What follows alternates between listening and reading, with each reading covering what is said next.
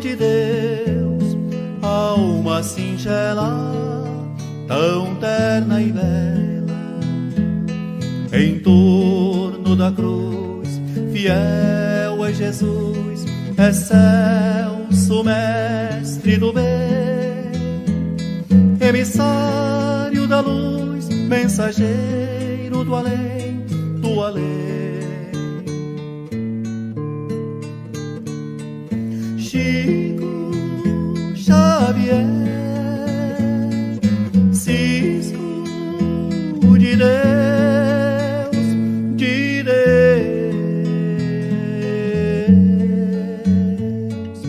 lápis de luz, mãos do Senhor, escravo de Deus, servo do amor.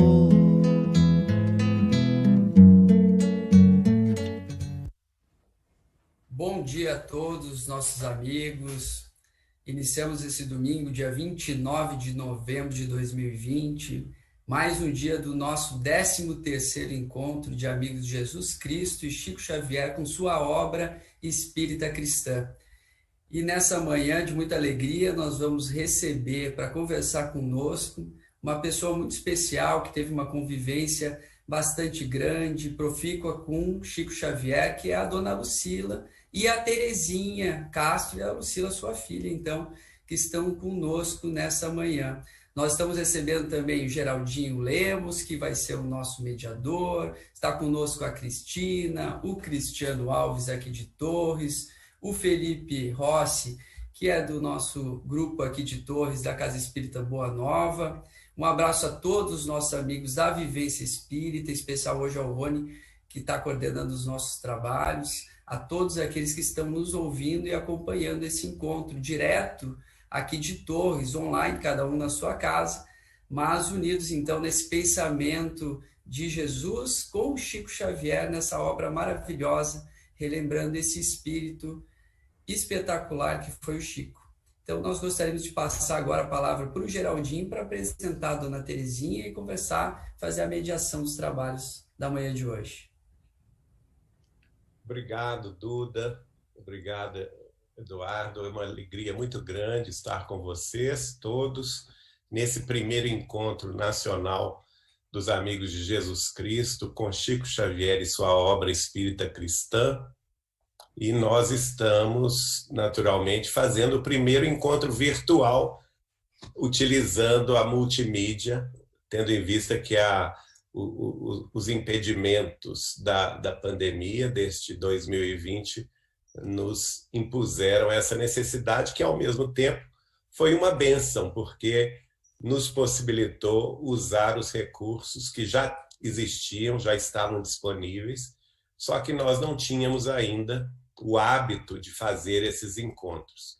E hoje até estamos fazendo o cumprimento de uma profecia de Chico Xavier, que é justamente aquela em que ele me falou no meados da década de 80, que chegaria o dia em que a doutrina espírita seria divulgada em multimídia.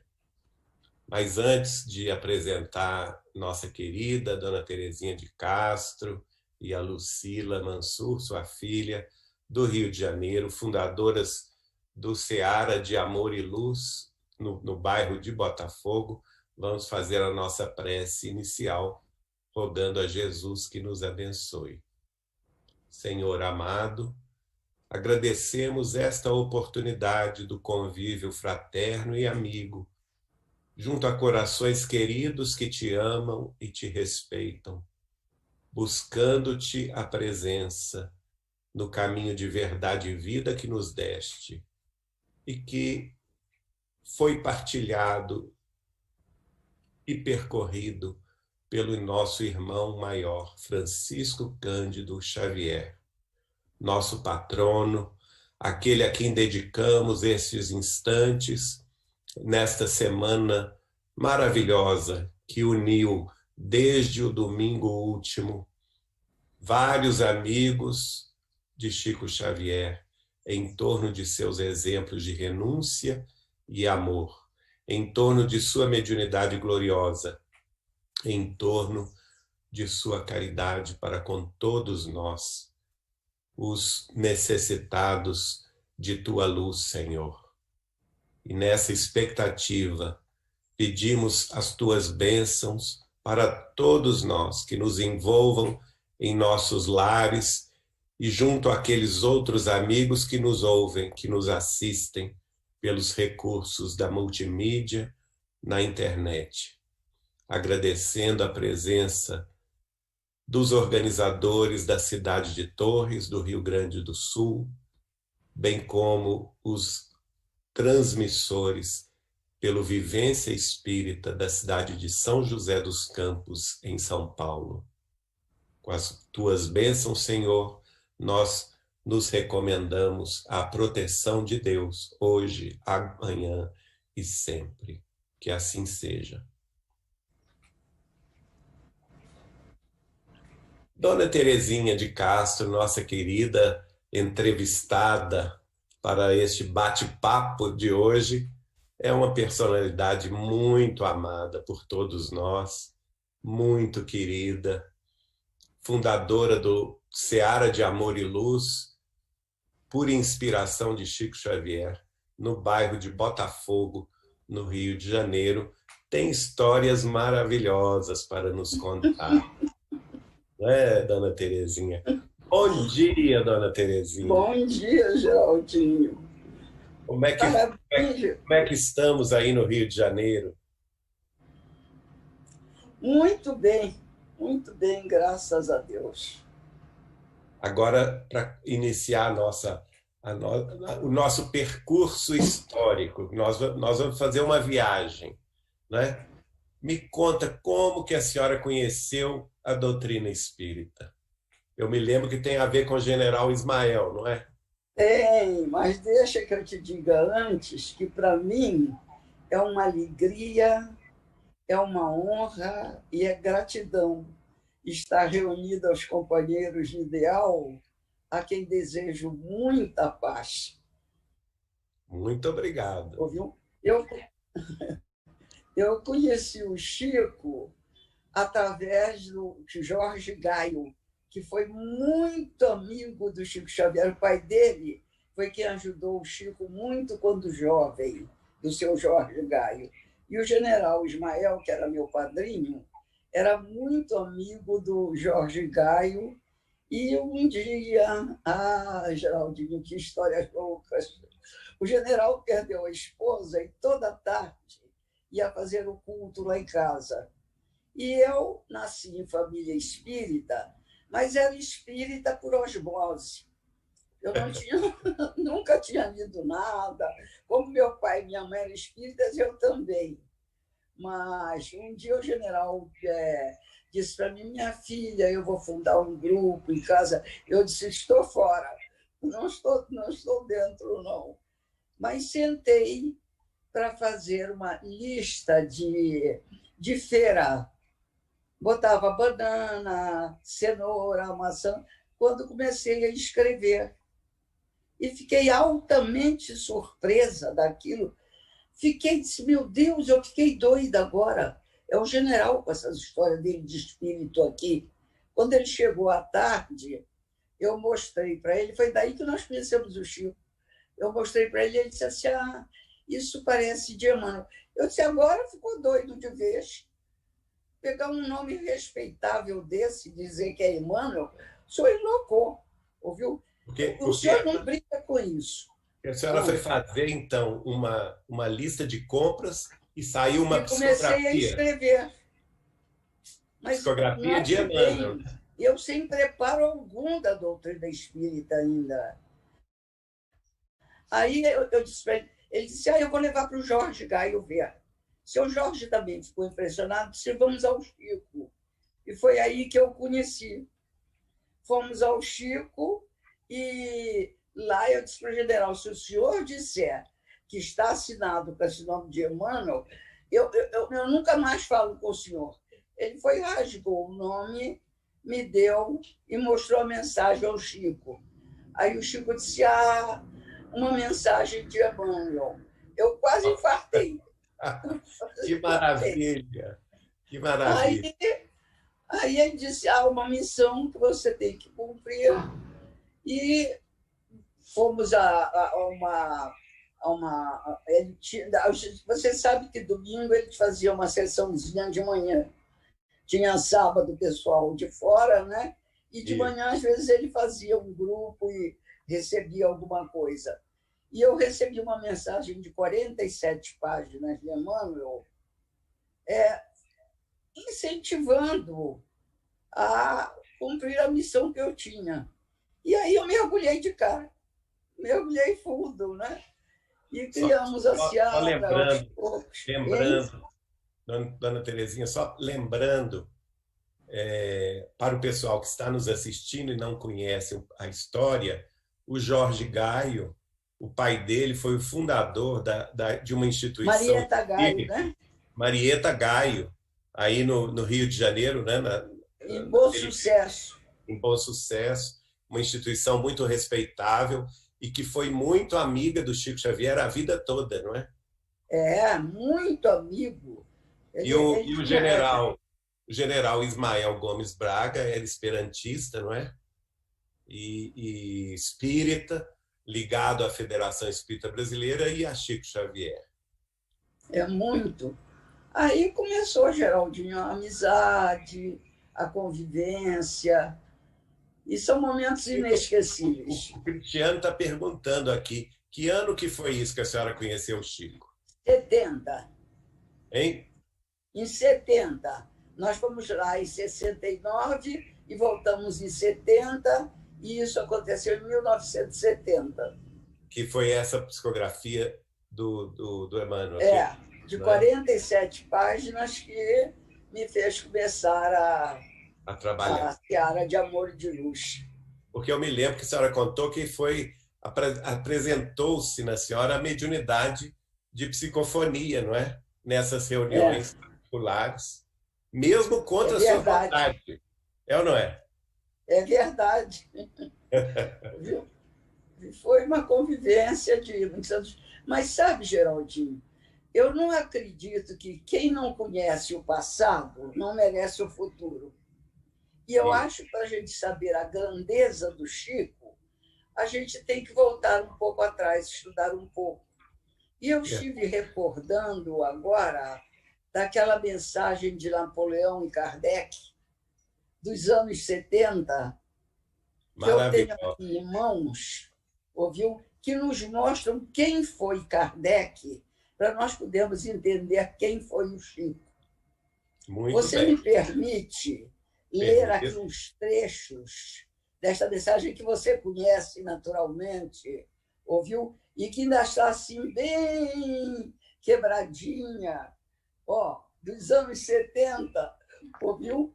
E tem tão claramente, ele fala aqui quem foi Kardec, e a grandeza de Kardec, que, em matéria de fé, Geraldinho, ou a gente acredita ou não acredita.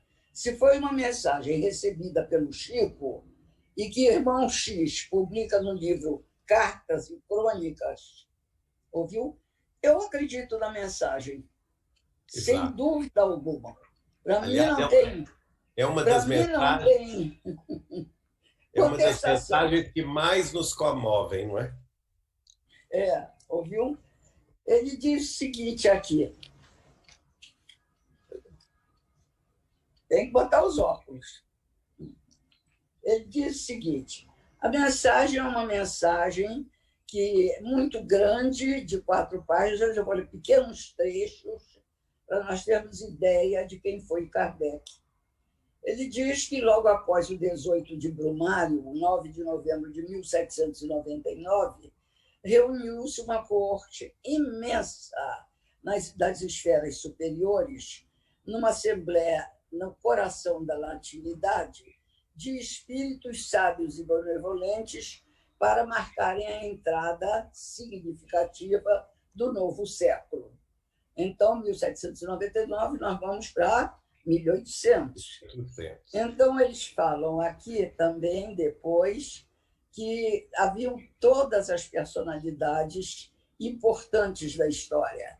as legiões dos Césares, das Gálias, fala que estavam lá presentes Sócrates, Platão, Aristóteles, Apolônio de Tiana, e eu não vou ler tudo porque é muito grande. Estavam mais Apolônio de Tiana, Hipócrates, Agostinho, Fenelon, Giordano Bruno, Tomás de Aquino, Catarina de Siena, Dante Alighieri e muitos outros. É uma parte enorme de espíritos importantes que estavam lá. Depois disso, ele diz aqui uma coisa assim: era um grupo, em breves instantes, no seio da noite que velava o corpo do ciclópico mundo europeu, surgiu, sobre a custódia de espíritos elevados, reduzido grupo de almas encarnadas. Mais à frente, ele diz, à frente vinha Napoleão, que não nos interessa a história de Napoleão, mas de Kardec. Então, essa eu vou pular. Ele diz, em alcançando o solo delicado, contudo, esses astros se transformaram em seres humanos guimbados de claridade celestial. Abriu-se no céu uma carreira de luz e eles alcançaram o solo daqui, e você agora ouve isso com atenção. Dentre todos, no entanto, um deles avultava em superioridade e beleza. Tiara rutilante brilhava-lhe na cabeça, como que a aureolar-lhe de bênçãos. O olhar magnânimo, cheio de atração e doçura. Na destra, guardava um cetro dourado, a recamar-se de limbadas cintilações. A multidão mostrou profunda reverência, ajoelhando-se muitos dos sábios e guerreiros, artistas e pensadores, enquanto todos os pendores diversiários arriavam silenciosos em sinal de respeito. Aí ele continua e mais adiante ele diz aqui o seguinte: o celeste emissário, sorrindo com naturalidade, cumprimentou a todos. Agora abre-se no céu uma voz forte como ventania e veludosa como a igualdade da fonte, exclamou para Napoleão. Aí veio o discurso para Napoleão, que não era para ele preparar a vinda de Kardec, mas ele falhou tristemente, não é? E então nós vamos ver aqui o que eles dizem de Kardec.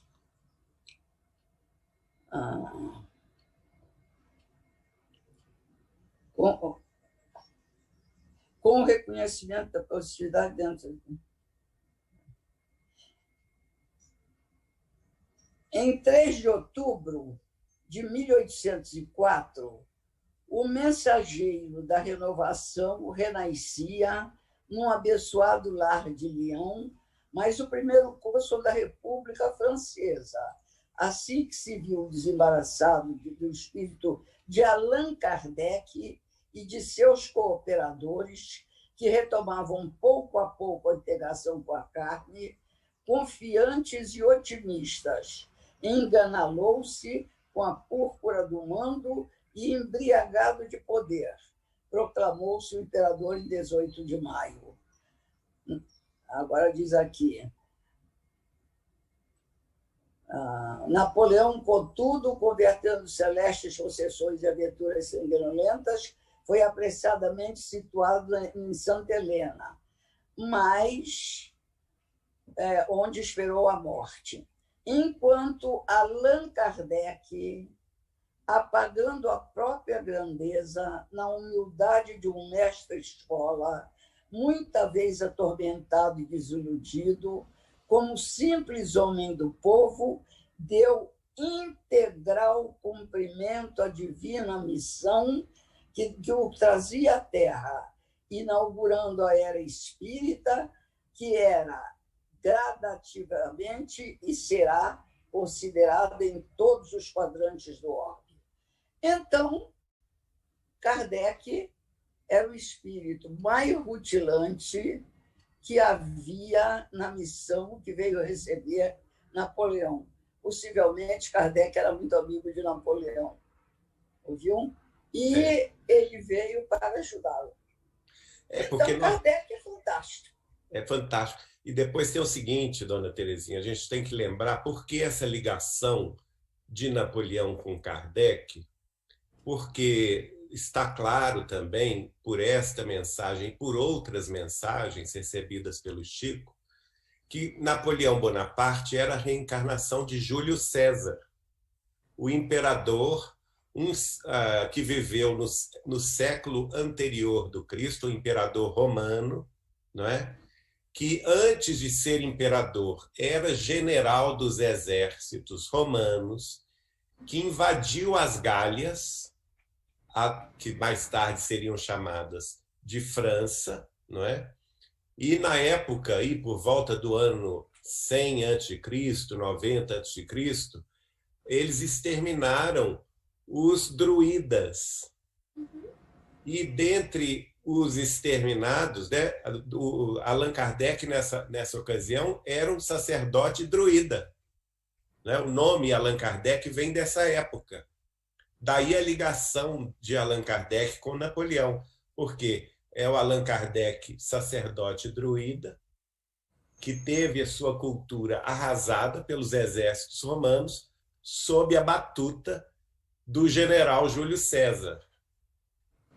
Depois de muito sofrimento, naturalmente, entre essa encarnação dele como Júlio César e a encarnação para a qual ele foi chamado como Napoleão Bonaparte na França, pós-Revolução Francesa, em que ele assumiu no triunvirato o governo francês, ele estava sob a proteção do espírito de Allan Kardec, né?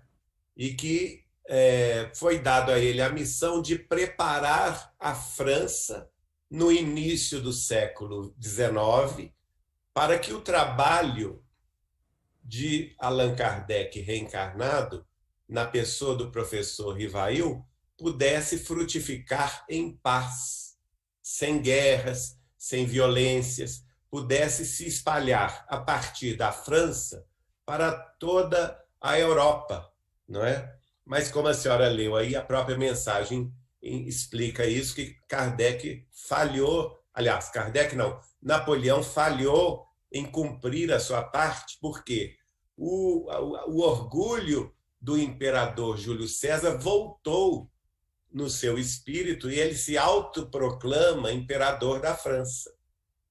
E começa, quer dizer, ele começa, inclusive ele mesmo se coloca a coroa, né? Tira a coroa das mãos do Papa, não é? Que foi a Paris lhe coroar, e ele próprio se coroa, quer dizer, novamente caindo pela vaidade.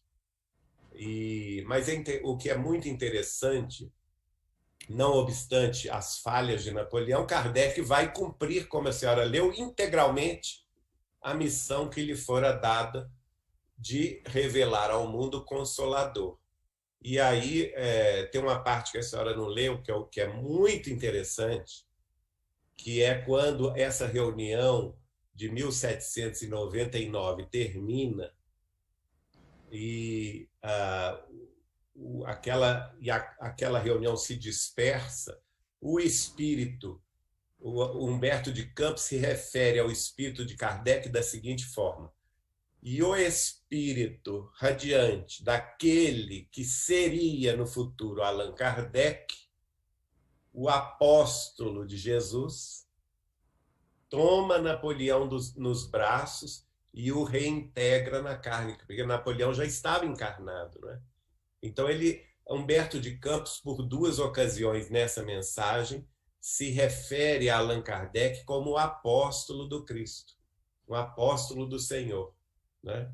Assim como Emmanuel também, no livro A Caminho da Luz, quando ele fala da reencarnação de Kardec, ele fala assim: um dos mais lúcidos discípulos do Cristo baixa ao planeta para dar cumprimento a promessa de Jesus e revelar ao mundo o Consolador prometido.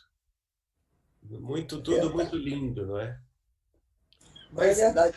Dizem também que Napoleão também foi Alexandre, não é? Alexandre, César e Napoleão, não é? Alexandre, como Alexandre o Grande, ele também foi um grande conquistador, não é? É um espírito, sem dúvida nenhuma, de grande responsabilidade coletiva e foi sendo reajustado aos poucos, não é? Para o seu reajuste. E esteve em contato com esse grande apóstolo do Cristo, que foi João Evangelista, que foi Allan Kardec e é o nosso Chico Xavier. Não é? Agora, eu queria que a senhora nos contasse aquele encontro que a senhora teve com o Chico, lá em Uberaba. Que a senhora se lembrou que a senhora estava lendo o Obras Póstumas. Conta para a gente. Nós estávamos naquele arquivo que ele tinha naquela primeira salinha. Ele tinha ali um arquivo antigo, aqueles artigos que, sabe, se ele estava procurando alguma coisa, e eu fui ajudar. Só estávamos eu e ele. E ele começou a mexer naquelas pastas, e eu disse para ele: Chico, não pode ser, eu acabo de reler Obras Póstumas e você é Kardec, porque só faltaram dar nome e endereço. Eu brinquei com ele assim: só falta no livro o nome e o endereço, porque o mais é só para quem não quiser ver. Aí ele virou-se para mim, me olhou assim, aquele jeitinho de botar a cabeça de lado, assim, me olhou assim e disse: Terezinha, os espíritos dizem isso, mas eu não acredito. Então, que maravilha! Eu não posso ter Olha a humildade. dúvida alguma de que ele é Kardec. Que maravilha. Olha a humildade dele, né? Os espíritos falavam com ele que ele era Kardec. Mas ele não acreditava. Eu não acredito. Lindo, lindo. É uma forma muito carinhosa e delicada de se apagar, né? É verdade. Agora, eu me emociono muito com aquele caso que a senhora conta, quando estava chovendo muito em Uberaba, e vocês entraram no carro sob uma tempestade e o Chico quis ir na periferia fazer a distribuição debaixo de chuva. Você sabe, havia aquelas distribuições para 14 mil pessoas, aquele negócio imenso, muito grande, e nós íamos sempre, todas as vezes. E quando o Chico dizia fica aí, eu tinha acertado da Mega Sena. Fica aí, para ficar da casa dele, era uma alegria imensa. Era para dormir na casa dele, né? Aí eu fiquei e estávamos a Elza do Otoniel, que já está na vida maior, ouviu? O Chico, eu, Eurípides e só. Nós fomos levar um saco de pães, apenas um saco branco, cheio de pães franceses. E ele disse que ia levar a Vila Osaná. E quando lá nós fomos ver aquela... Lá em Uberaba mesmo. Lá em Uberaba. Havia aquela chuva, não era bem uma chuva muito, muito forte, mas aquela chuva, e a terra roxa faz muita lama, né? Aquela lama escura. E nós fomos a um morro, eu não me lembro onde, não sei onde. Eu sei que era Vila Osaná o nome. Nós fomos lá, e o Chico estava alguns passos na minha frente e eu vinha atrás. E eu ouvi uma batida. Debaixo de chuva. O Eurípides estava mais na frente, a Elsa estava mais ou menos do meu lado. Ouvimos umas batidas em lata.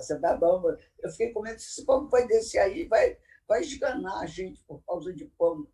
Mas, de repente, a batida de lata era acompanhada da seguinte frase: Viva Jesus! Viva Jesus! E, nesse momento, o corpo do Chico, em plena bruma, um dia chuvoso, nebuloso, se incendeia como um sol e um perfume imenso sai do corpo dele. Geraldinho, eu caí de joelhos naquela lama e chorei todas as lágrimas que se podia chorar. Chorei profundamente. Eu nunca vi e nunca vou esquecer o que eu vi. Ouviu? Foi uma coisa, questão de segundos, aquele sol, ele sumiu e era só luz. Era só luz. Luz, luz, luz. E ele que se coisa transfigurou. emocionante. Ele se transfigurou, Se não é? transfigurou. Transfigurou e começou a dizer para os meninos, ao menos lavem as mãos todas sujas de barro, né? Pegava o pão. Aí eu pedi para ele um pedaço de pão também e lembrei de Jesus distribuindo pão na ceia, na última ceia. Porque, para mim, aquele momento simbolizou isso. Eu comi aquele pão como quem come uma hóstia para os católicos.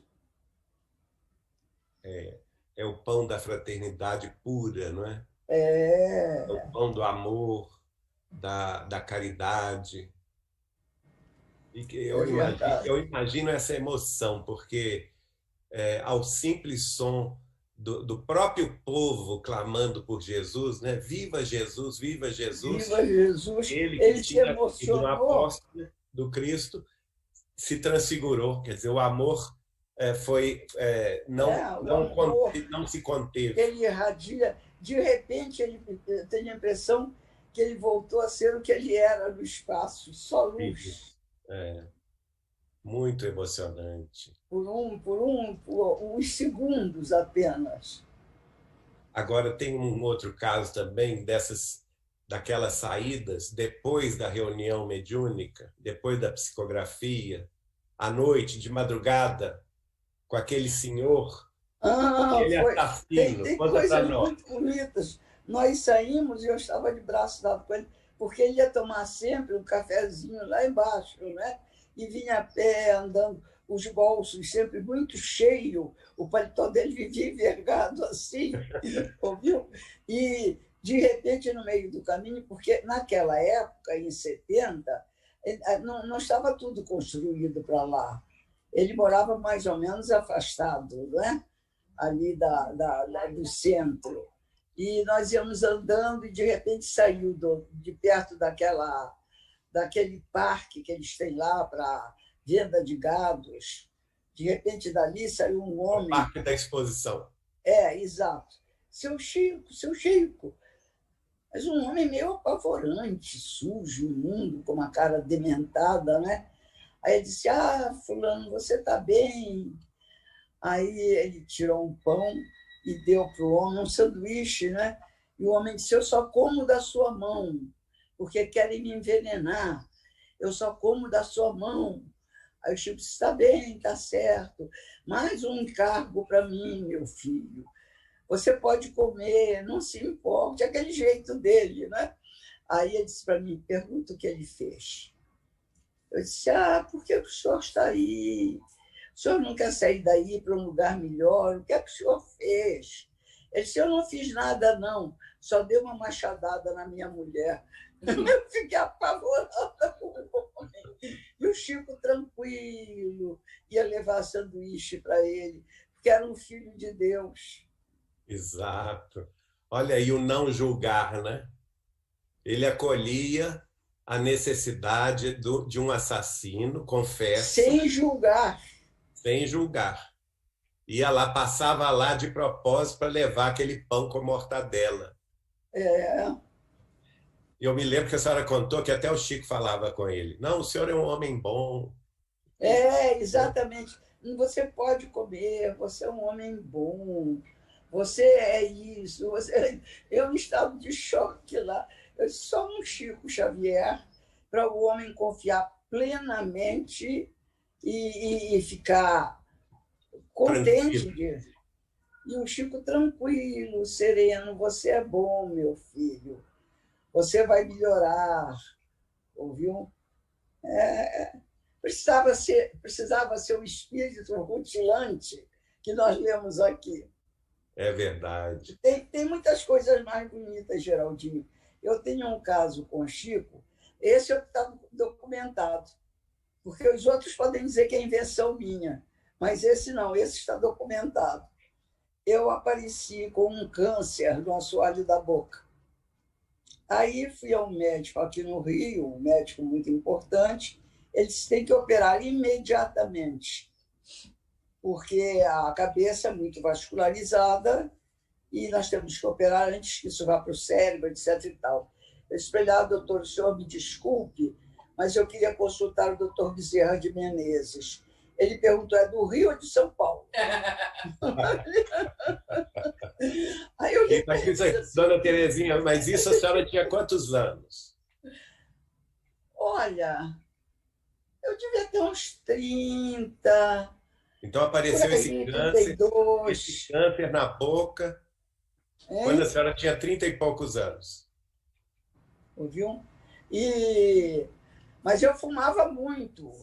Ah, sim. Quando eu fui ao Chico, depois eu te conto uma de fumar, que também tem no documento. Ouviu? E aí ele disse, eu preciso consultar o doutor Bezerra. Ele perguntou, no Rio ou de São Paulo? Eu disse, lá de cima.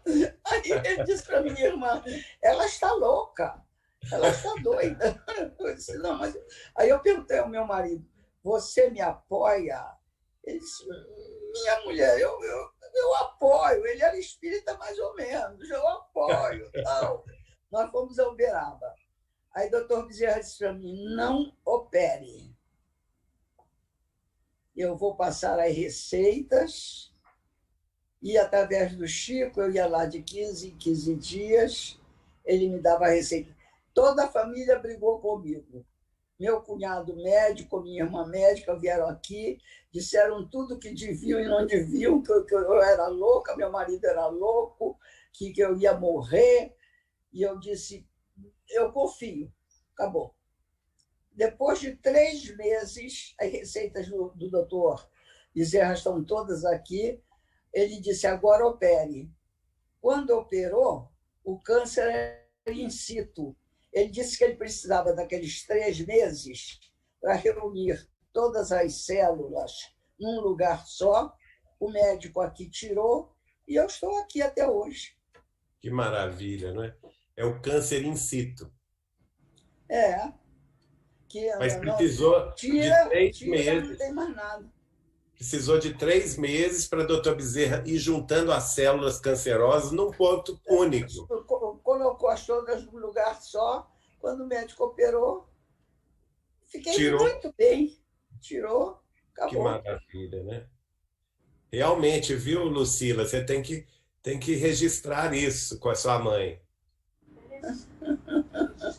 Eu tenho essas receitas, eu tenho todas. Outra muito bonita que aconteceu, Geraldinho, muito bonita, logo que eu fui a Uberaba, eu não sabia que haviam caciques lá e donos do Chico, aquela coisa louca, né? E eu, muito ingênua, eu fumava, eu perguntei assim, Chico, eu posso fumar aqui? O que eu recebi de vibração de pancada, eu me senti um rato.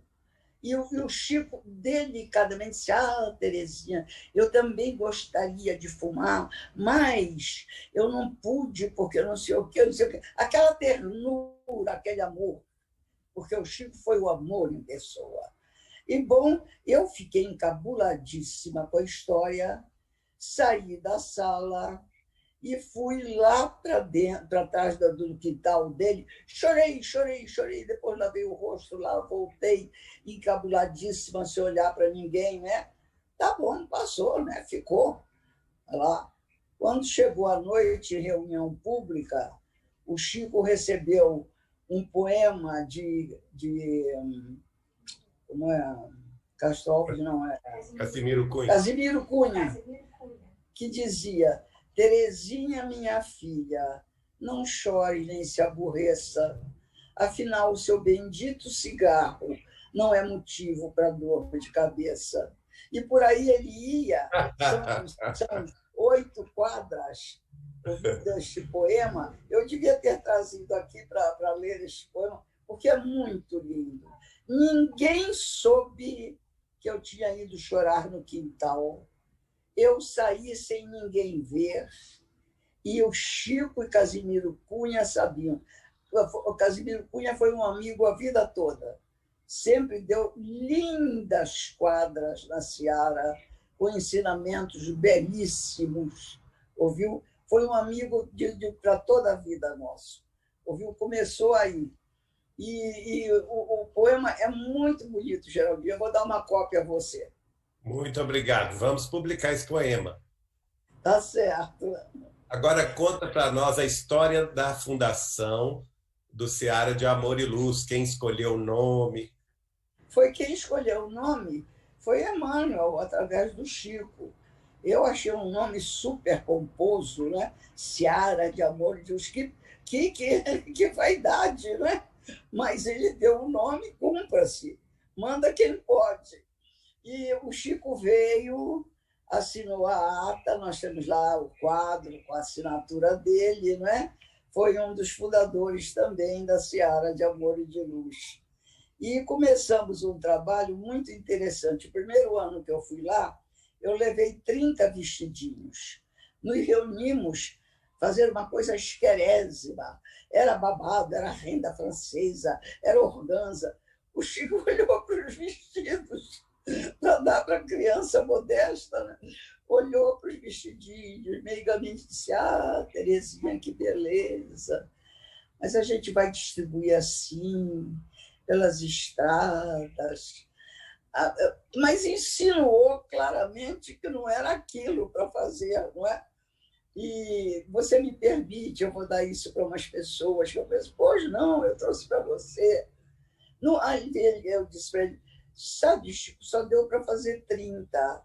Ele disse, não faz mal, ano que vem vocês vão fazer 500. Uau! Eu dei risada. 500 era um sonho impraticável, impossível. E no ano seguinte nós fizemos 500 sacas. Nossa, que beleza! Surgiram doações, surgiram pessoas interessadas, surgiram amigos para que a gente contava.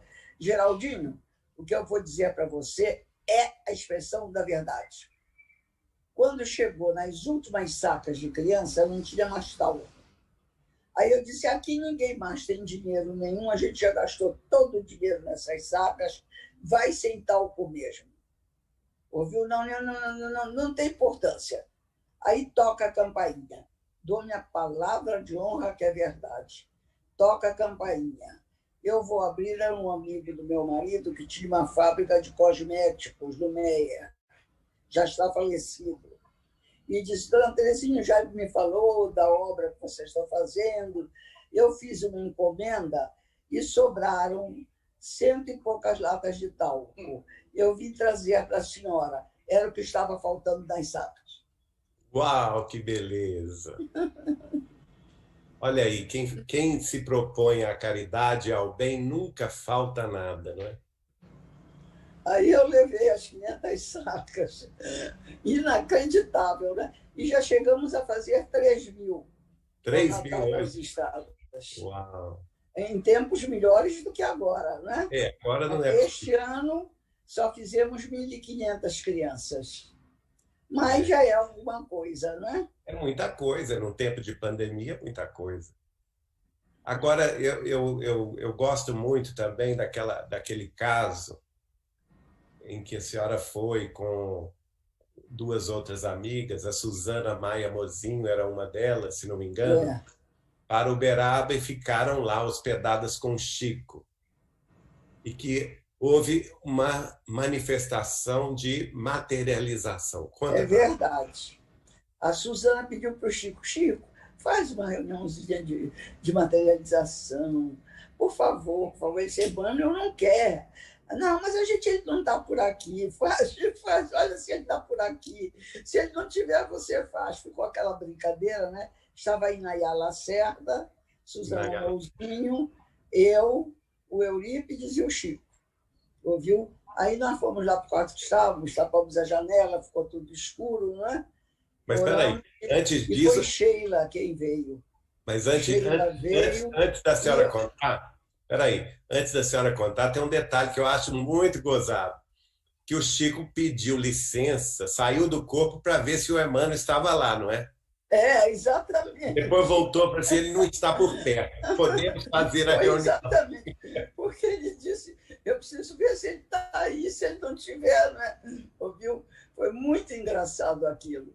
Então, veio Sheila, e aí eu tenho também aqui em casa, uma já está muito murcha, foi um cravo todo orvalhado, um cravo grande, lindo. Ela fez assim com os braços e apareceu uma braçada de cravos. Foi a materialização do espírito de Sheila. Materialização de cravos. A materialização de Sheila. E ela, depois de chegar, falar alguma coisa, foi boa noite, qualquer coisa assim, ou como vocês estão, não me lembro mais a expressão, porque eu estava em estado de choque, vendo pela primeira vez uma materialização, e aí ela veio, fez assim com os braços e começou a distribuir cravos. Depois disso, ela tornou a passar distribuindo conchas. Agora, o singular disso, toda concha que dá à praia é aberta, porque morreu a ostra, abre a concha, eram fechadas e ainda molhadas de água salgada. Eu provei. Estava molhado, eu botei na boca e era água salgada. Interessante que na quinta-feira nós fizemos a gravação com a família de Dona Leonor de Franca e eles também fizeram uma reunião dessas na casa do Chico em Pedro Leopoldo e ocorreu o mesmo fenômeno, a materialização de conchas molhadas com água salgada ainda. Pois é, como você vê, confirma. O seu testemunho está confirmando. E eu tenho a concha e tenho o cravo naturalmente seco, quase desfeito, mas tenho guardado aqui. Então, vou pedir a Lucila e a senhora que registrem fotografia e escrevam um caso, porque esses testemunhos são importantes para a posteridade, não é? Mas tem mais. A reunião acabou, mas teve essa manifestação de Sheila, mas teve umas curiosidades mais. Aquela do véu. Foi na reunião de Sheila, depois da concha e do cravo, Sheila mexeu as mãos e materializou um véu que tinha como que pequenas luminosidades, estrelinhas no véu todo, né? E ela veio e botava o véu, num ela botou na cabeça, no outro ela botou nas costas, ela foi e me botou no coração.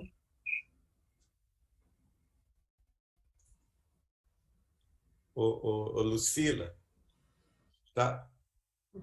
Ela me botou no coração, o véu. Ela fez um véu com pequenas estrelas e me colocou no coração. Eu achei estranho, porque eu não tinha nada no coração.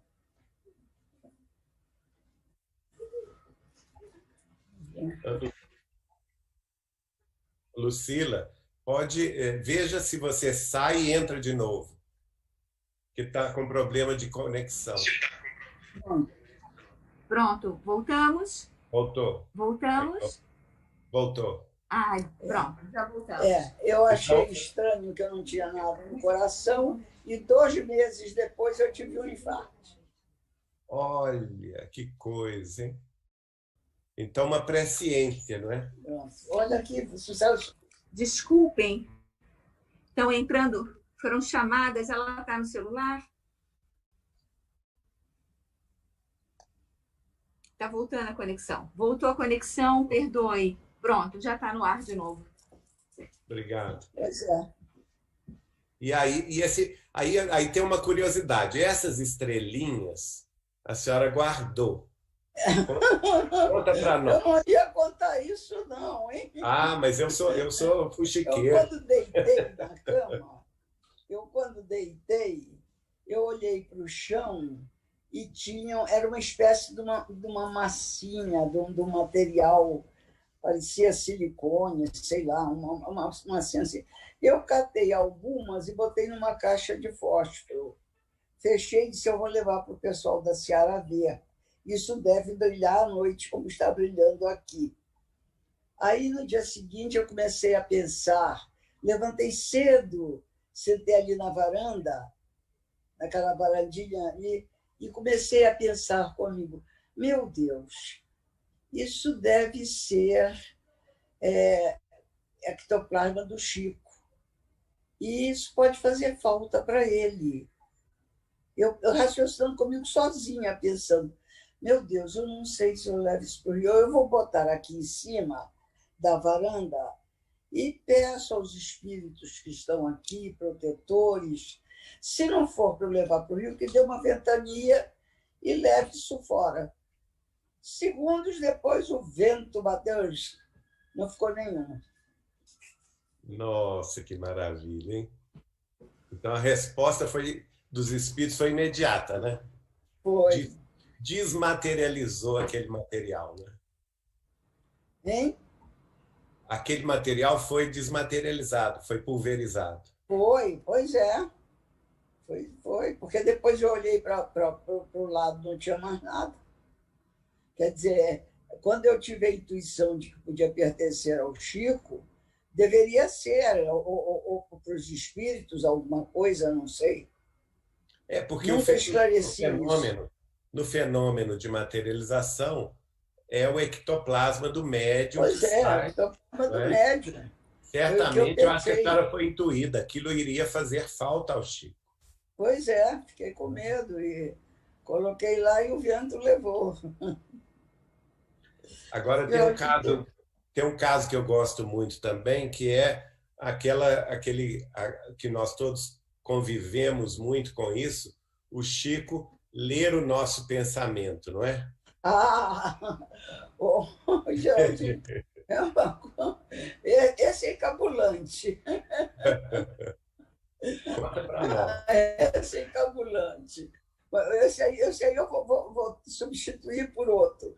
Eu estava sentada na mesa, como o Chico recebendo as mensagens, né? E ele recebendo aquelas mensagens até 2 horas da manhã e tal, mas só dava para 5 ou 6 mães. Era o tempo que dava, né? E ele cansado. E eu comecei a pensar daqui, em vez de estar orando, comecei a pensar, meu Deus, coitada das outras mães, vão sair daqui sem nada.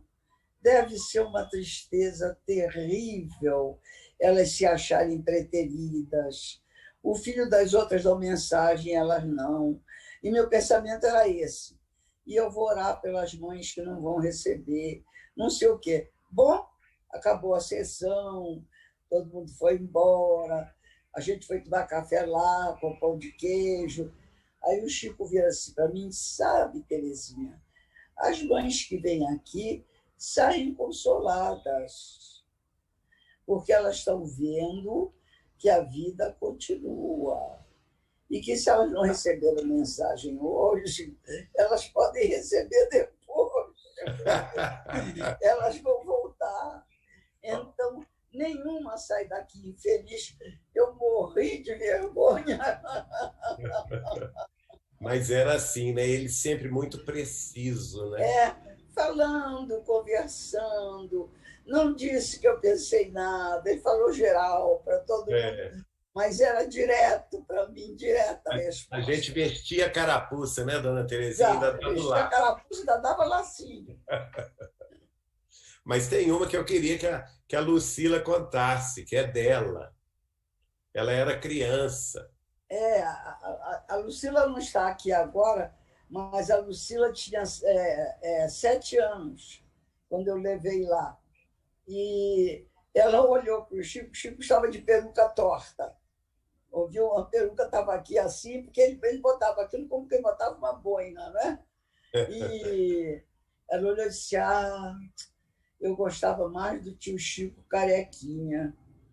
Aí ele veio direto para a Lucilinha e disse: sabe, Lucilinha, é que o médico mandou eu não tomar sol na cabeça. Aí eu botei isso como quem bota uma banha. Estou feio. A Lucilinha correu para o pai. Santa Cocô disse: papai, a gente não pode pensar aqui. Muito bom. É isso mesmo, minha querida. Qual outro caso que a senhora se lembra para nos contar? Vou te contar, ainda tem tempo? Tem. Para mim, um dos casos mais lindos que eu tive com o Chico, e esse a Dinorá, se estiver viva, pode confirmar. Nós tínhamos um amigo na Seara, um grande querido amigo que já está na vida maior, o seu Tanaka, era um senhor japonês. E um dia ele me disse: dona Terezinha, eu queria lhe fazer um pedido. A senhora vai conosco a Uberaba, eu, minha senhora e a senhora, porque eu queria fotografar, ele tinha mania de fotografia, né? Todos os lugares onde o Chico esteve. Eu queria fotografar o Abacateiro, a Vila Osana, que a senhora fala, a casa do Chico, para fotografar a comunhão espírita, porque eu estou fazendo um apanhado lá de coisas. Eu falei com meu marido, ele disse: não, você vai, porque ele sempre foi tão gentil conosco, né? E nós fomos. Ele fotografou tudo que ele queria, e a última coisa que ele foi fotografar era a casa do Chico. E eu fiquei encabulada, porque eu conhecia muitas pessoas em Uberaba, e disse: meu Deus, eu sei que o Chico está muito doente. Vão pensar que eu vim incomodá-lo aqui. Tomara que não passe ninguém. Tomara que esse japonês acabe de bater uma fotografia aí. Meu Deus, me ajuda. Ouviu? Aí ele disse: olha, eu vou bater a última foto. Eu quero que a senhora e a minha esposa fiquem encostadas no portão do Chico. Aquele portãozinho de ferro. Nós ficamos, ele bateu a chapa e abre-se o portão. E a Dinorá chega e diz: dona Terezinha, seu Chico mandou chamar a senhora. E eu entrei, e foi a última vez que eu o vi. Já muito doente, naquela caminha ali, naquele quarto. Eu quis dizer tanta coisa para ele, não disse nada. Mas não precisava, a senhora sentiu. Foi uma despedida. Fiquei, quando eu vi tão magrinho, ele estava sozinho, não tinha ninguém, e eu não pude dizer nada, eu engasguei. Mas ele, Foi interessante que... Como ele pôde ver o que estava se passando na rua. Exatamente. Tão, olha só, tão idoso, tão magrinho, tão doentinho, na cama, mesmo assim, a mediunidade funcionando, né? Mesmo assim, a mediunidade funcionando. Esse a Dinorá pode confirmar. Ela abriu o portão, a Lília tomou um susto e o Tanaka, dona Terezinha, seu Chico mandou chamar a senhora. Que beleza. Ele viu o que estava na rua. Muito bem. Agora eu quero abrir aí as perguntas e as considerações dos nossos irmãos de Torres. Se alguém quiser falar alguma coisa, Dona Terezinha e a Lucila estão aqui para nos ouvir e nos esclarecer. Eu gostaria de fazer uma pergunta para ela também. Bom dia para todo mundo. Eu vi ali no YouTube que ela tinha feito uma mensagem ali dos 52 anos, né, de aniversário do Centro Espírita Seara de Amor e Luz, né? Aí ela contou que através do general Ismael Ribeiro, que ela teve o primeiro contato ali com o Chico, ela disse que ela chorou bastante, né, naquele momento. Não sei se tu puder contar um pouquinho para nós como é que foi esse primeiro encontro, né, quando tu viu o Chico, como é que foi esse momento? Eu não tive essa oportunidade, né, mas tu teve, como é que foi? Meu filho, eu cheguei lá e o Jorge Gaio nos apresentou. Eu fiquei feliz de conhecer o Chico, mas, honestamente, Ah, foi um conhecimento assim, prazer, tal, sentamos. Aí o Chico levantou para ir à cozinha, o cômodo logo depois. Quando ele chegou na porta, ele se virou, veio de lá e me deu um abraço grande, enorme. Ouviu? Não disse nada e eu nada perguntei e despenquei num choro, mas num choro de emoção. De alguma maneira, eu sabia que eu tinha o maior carinho, o maior amor por aquele homem, aquele espírito. Não sei como, nem de onde, nem nunca me foi dito, mas foi uma emoção fora do comum, fora do comum. Foi uma emoção de quando você encontra a pessoa que você gosta sinceramente, ouviu? Foi assim que eu fiquei indo ao Chico. Agora, me conta, tem um detalhe que o Chico começou a te contar. Conta para nós, que de repente ele começou, lembre-se, Terezinha, nós estávamos no Bois de Boulogne, como é que foi isso?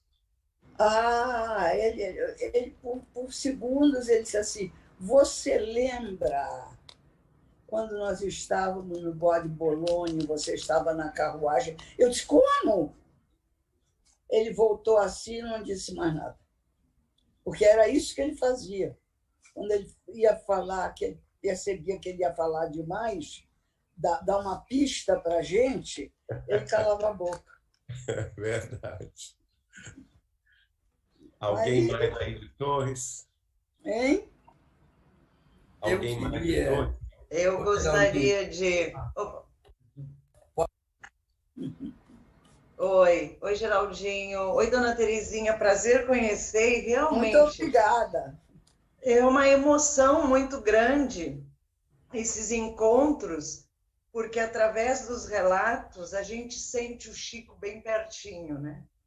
Ele é de todos nós. Com certeza. Mas eu gostaria que a senhora... Em primeiro lugar, eu quero cumprimentar, né, pelo aniversário, 52 anos da Seara de Amor e de Luz, agora em outubro. Parabenizar a vocês pelo trabalho que realizam. E também pedir para a senhora nos contar esse lema tão bonito. Entre, seja bem-vindo e descanse. É uma inspiração. Conte para nós como é que surgiu. Porque, olha, sinceramente, agora eu entrei, eu sentei, estou descansada e, olha, sentindo o cheirinho do café do Chico. Que bom!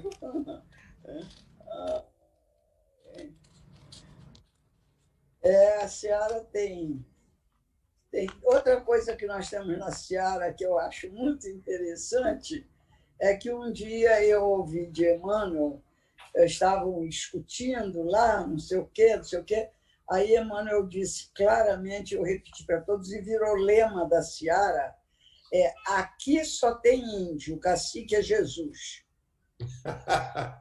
Que ótimo! Então, lá na Seara não tem conversa, só tem índio. Começou a falar de índio, meu filho, é índio, tem que falar com o cacique. Muito, muito bom esse lema, gostei também. Aqui só tem índio, o cacique é Jesus, acabou. E esse foi a inspiração de Emmanuel. Fala, Eduardo. Dona Terezinha, mais uma vez um prazer ouvi-la, realmente é uma maravilha, uma alegria muito grande para a gente. Eu queria perguntar para a senhora uma curiosidade, e nos relatos de vários amigos que conviveram com o Chico, se quando o Chico conversava ou falava sobre Jesus, a senhora percebia realmente que ele falava de alguém que ele conheceu e que realmente ele amava, que ele conviveu. Se ele contava outras coisas... Eu não sei te dizer isso. Eu sei que ele sempre me recebeu com muito carinho, Mas isso não era privilégio meu, não. Ele recebia todos com muito carinho. Agora, nos ajudou realmente, de forma particular, a fundar a Seara, não é? Foi muito doce, muito meigo, deu muitas mensagens. Mas eu tenho uma coisa muito bonita para contar para vocês. Bom, como eu já estou para partir mesmo, eu não ia contar, você ia levar comigo para o túmulo, mas eu vou contar. Uma vez que eu Uberaba, muito braba com o pessoal da Seara. Eu disse, eu vou deixar essa Seara, eu não quero mais saber disso, eu estou cansada, essa gente me atenta até a alma, eu tenho marido e filhos, eu vou viver a minha vida. Aí disse, mas antes eu vou falar com o Chico, porque foi lá que começou, e eu vou dizer que eu não quero mais isso. Aí eu fui para lá, mas o Chico sempre cercado de um monte de pessoas, não é? Não tinha oportunidade. Ele disse, não faz mais, me convidou para ficar lá. Eu dormi, levantei bem cedo e fiquei sentada na cozinha. Digo, ele vai aparecer para tomar café e eu falo com ele particularmente. Aí ele veio. Ele veio e eu disse tudo que era bobagem que se pode dizer. Chico, eu estou cansada, não quero mais essa Seara, eles me atentam, não sei o quê, não sei o quê. De repente, eu notei que o Chico estava muito sério. Eu disse, meu Deus do céu, o que eu estou fazendo? Caí em mim, calei a boca e disse, eu vou pedir desculpas. Eu fui impertinente, fiquei muito angustiada com a história. Quando chegou mais tarde, que o Chico estava sozinho, ele disse assim, Chico,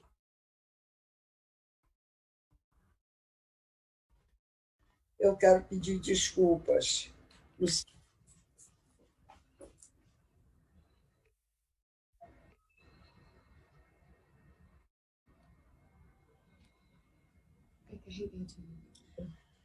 Eu disse, Chico, eu quero pedir desculpas, eu fui muito impertinente com você. Você me perdoa, não foi por mal. Ele disse, comigo? Eu disse, Chico. Hoje de manhã, quando você foi tomar café, eu falei com você. Ele disse, não, comigo não. Porque eu saí do quarto já com o Emmanuel, tinha tomado o meu corpo, ele ia escrever. Se você falou, falou com o Emmanuel. E eu quase morri. Olha, eu quase morri. Eu não morri porque o meu coração estava bom, sabe? Eu fiquei em estado de choque. Aí, quando chegou depois, naquele grupinho de sábado, eu recebi uma mensagem de Emmanuel de 47 páginas, linda, orientando, né? E aí, Geraldinho, eu recebi a maior cacetada que se pode receber. Porque lá pelas tantas da mensagem, Emmanuel diz o seguinte, mesmo porque com você ou sem você, a obra vai continuar. Eu fiquei calada, voltei, peguei a obra de novo e continuei. Muito bem. Que lição maravilhosa, que delícia de papo, dona Terezinha. É uma alegria muito grande. Eu tenho certeza que os nossos irmãos que estão nos ouvindo sentiram a emoção deste momento e participaram desses momentos, como a senhora conta com tanta vivacidade que a gente entra no caso, não é, gente? E isso é uma delícia. A gente vê, é como sentir o Chico de novo ao nosso lado. E Geraldinho, apreciar e agradecer a grandeza de um espírito como este, que veio na maior modéstia completar a sua missão.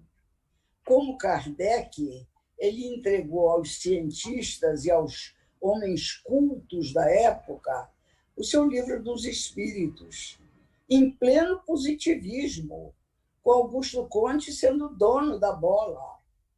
Ouviu? Ele vencer isso só no espírito da grandeza que nos é descrita aqui. Exato. Ele tinha que plantar o espiritismo, e se ele plantasse, distribuindo as coisas como ele fazia aqui, não iria longe. Ele plantou lá e veio, como Kardec, mostrar que o espiritismo é para toda a gente, não é só para os intelectuais. Exatamente. Aliás, a senhora me lembrou, falando dos intelectuais, pouca gente sabe disso, o Chico me contava que Kardec era amigo deles todos, não é? E que ele gostava, principalmente, de participar semanalmente, aos sábados, do sarau que Jorge Sand realizava em Paris. Mas é uma coisa linda, não é? Só para falar que o Kardec se relacionava com os músicos, né? Lá ele conheceu Liszt, ele conheceu Chopin, ele conheceu Brahms, ele conheceu o pintor Delacroix, tudo na casa de Jorge Sand, que era uma dama do teatro naquela época e grande amiga dele. Aliás, ele me contou esse caso que eu coloquei no livro Chico Xavier, Mandato de Amor, quando ele recebeu o primeiro exemplar do Livro dos Espíritos, né? E que ele estava passando pelo Bois de Boulogne, em Paris, e viu a Jorge Sand caminhando, ela tinha descido da carruagem dela, estava caminhando. Então ele pensou, o Chico me contou isso, que Kardec pensou em pedir a ela um prefácio ou um artigo nos jornais, porque ela era articulista dos jornais parisienses, pedir a ela que se manifestasse acerca do livro.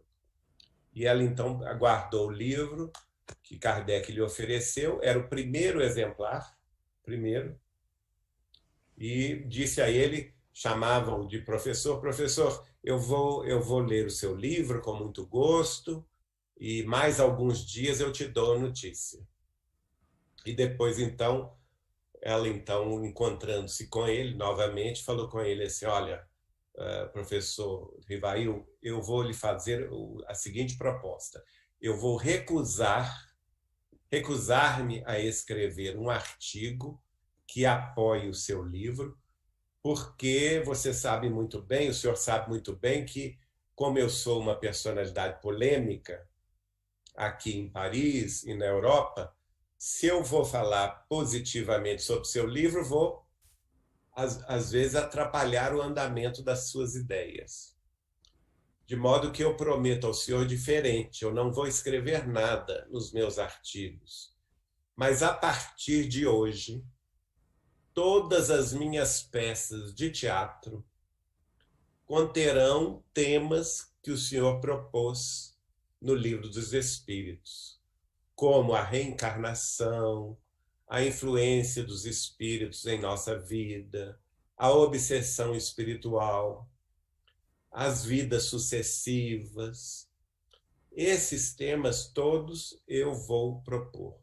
A vida além túmulo, a existência do espírito, mas eu vou inseri-los nas peças de teatro.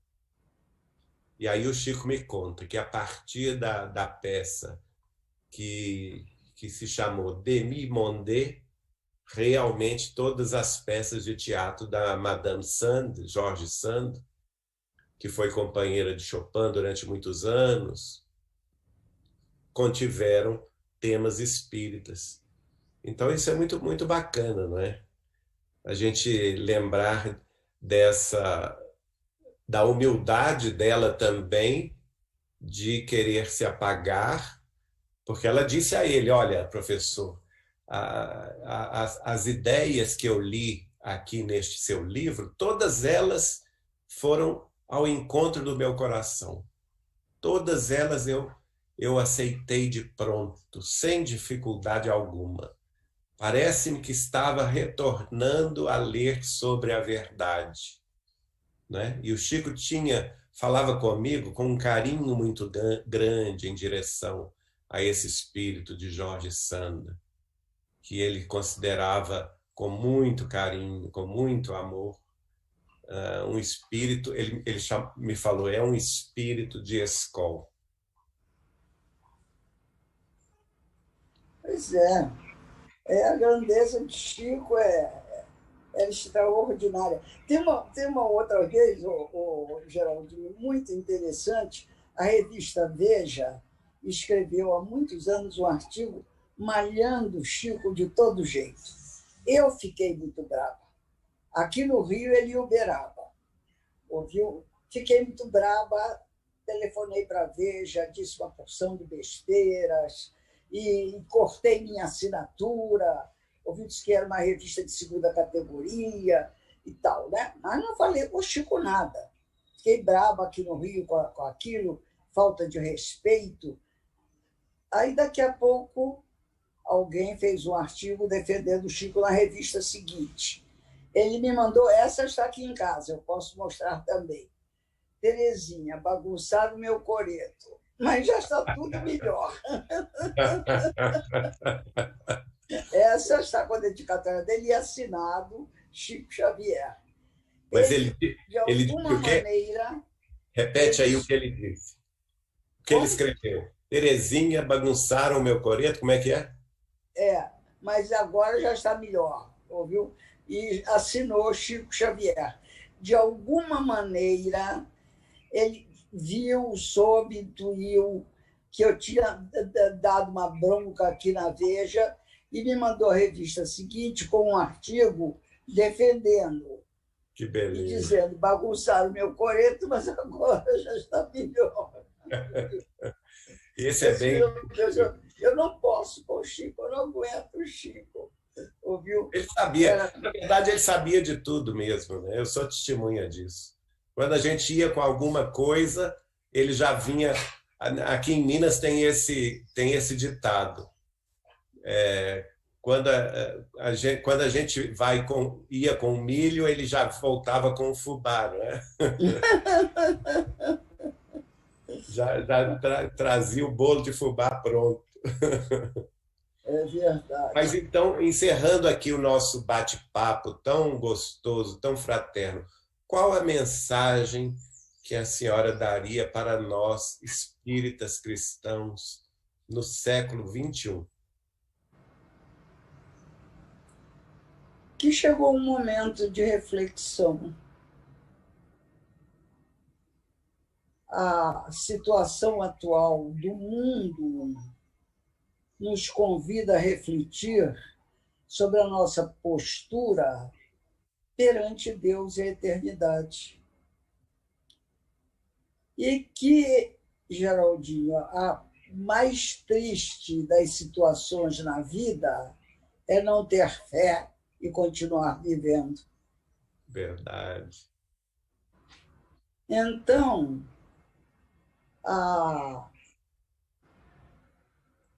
o conhecimento, o momento em que vivemos, em que a ciência dá passos de gigante, nos leva a uma reflexão de onde viemos, para onde vamos. Agora, ficar em cima do muro é a mais triste das situações que há. Porque nós temos que tomar decisões e segui-las.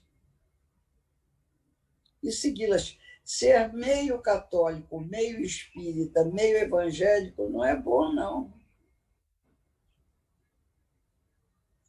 Nós temos que nos encontrar com aquilo que nos eleve, que nos console, que nos ampare, que nos dê esperança. Porque eu acho que a única coisa que não se pode tirar de uma pessoa é a esperança. Muito bem. E eu vou convidá-la a fazer a prece de encerramento do nosso encontro, Depois o Cristiano pode fazer também uma consideração final, mas antes eu queria que a senhora fizesse uma prece de encerramento. Mas eu vou lhe pedir uma coisa, que nesta prece de encerramento a senhora falasse como se estivesse conversando com o Chico neste momento. Qual a mensagem que a senhora falaria para ele? Obrigada. Obrigada por tudo. Você é luz. Você é paz. Você é caminho. E nos ajuda a seguir este caminho tão difícil, a lembrarmos do último ensino de Jesus, que não precisaria de forma alguma cair ao peso daquela cruz. Aquele homem que refez olhos, curou aleijados, ressuscitou. Era um ensinamento magistral que nós raramente refletimos sobre ele. Ele nos ensinava que todos nós, um belo dia, caímos ao peso das nossas cruzes e haverá sempre um sirineu que venha e a carregue por alguns passos. E isso quem me ensinou foi o Chico. E eu guardei no fundo do coração. E, Chico, quando as coisas se tornam difíceis, eu penso que você é o sirineu que vem e ajuda a carregar a cruz. Agora, Senhor, Senhor de nossos dias, grande arquiteto, abençoa a todos que neste dia estiveram aqui, que ouviram esta palestra. Abençoa, Senhor, a todos os teus filhos na imensa fazenda que é a terra. Graças a Deus. Assim seja. Que beleza. Muito obrigado, minha querida. Um beijo. Cristiano, com você aí as palavras finais. Uma boa noite, uma boa tarde, um bom dia, né? Muito feliz de estar aqui com amigos tão queridos, com a senhora, Dona Terezinha, com você, obrigado. Lucila. Obrigado de coração por dedicar essa manhã de domingo tão especial, né? Para a gente encaminhar o encerramento do evento, que agora à tarde nós temos a finalização, e de uma forma tão harmoniosa, tão afetuosa. Eu gostaria de lembrar, Geraldinho e demais amigos, que nós temos hoje às 15 horas o Evangelho Musical com o Sérgio Santos e a Marlene de Uberaba. Então, 15 horas a gente tem esse momento artístico.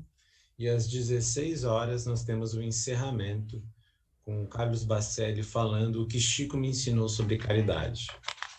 Então, a gente convida a todos os amigos a acompanharem esses próximos eventos, para quem está nos assistindo ao vivo, e também para assistir as demais palestras que estão gravadas na Vivência Espírita, no canal da Vivência Espírita. Eu cheguei a pedir para o Rony, não sei se ele vai conseguir colocar, mas eu vou narrar. Se o Rony conseguir colocar no final, ele vai pôr a imagem. Ontem, durante o momento de arte que a gente teve com o Luizinho Tavares, por volta das 6 horas, nós tivemos um fenômeno aqui natural lindíssimo em Torres, a formação de 2 arco-íris duplos após um breve temporal que se formou e que encantou a todos. Bem na hora do evento a gente chegou a colocar a imagem no ar e a gente acreditou e sentiu assim que era um recado do alto, né? Que a gente está recebendo aí essas bênçãos do Cristo através dessa lembrança recorrente que a gente deve fazer de Chico Xavier e de sua obra. Tá bom? Beijo no coração de todos. Fiquem com Deus. Obrigado. Boa tarde, dona Terezinha. Fique com Boa Deus. tarde. Priscila. Obrigada. Tchau. Beijo. Tchau. Fiquem com Deus. Obrigada. Beijo a todos. Cris, Cristina, Felipe. Tchauzinho. Tchau a todos. Um lindo domingo a todos. A todos, obrigada, gente, por tudo. Obrigado, Lucila. Beijo para ti.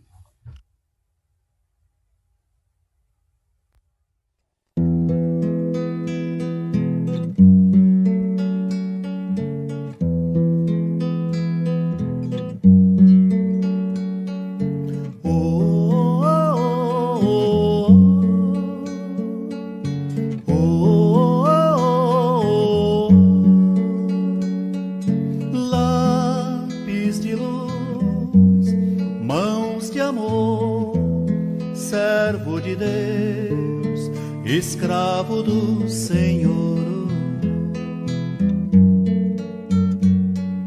vida de bênçãos, amigo de Deus, alma singela, tão terna e bela, em torno da cruz, fiel é Jesus, excelso mestre do bem,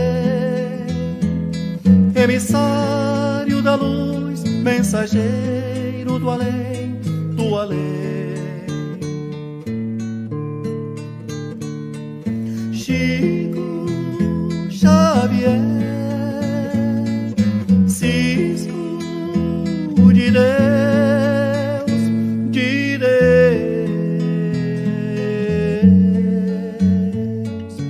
lápis de luz, mãos do Senhor, escravo de Deus, servo do amor. Vozes do além, da verdade e do bem, falando aos seus ouvidos, a morte não existe, ante o mal luta, serve e resiste. Quem confia da felicidade não desiste. Em torno da cruz, um lápis de luz, na fé e na paz, fiel a Jesus, a Jesus. Chico Xavier, cisco de Deus, de Deus, lápis de luz, estrelas no papel, sinais do céu, cores do céu, rumos do céu.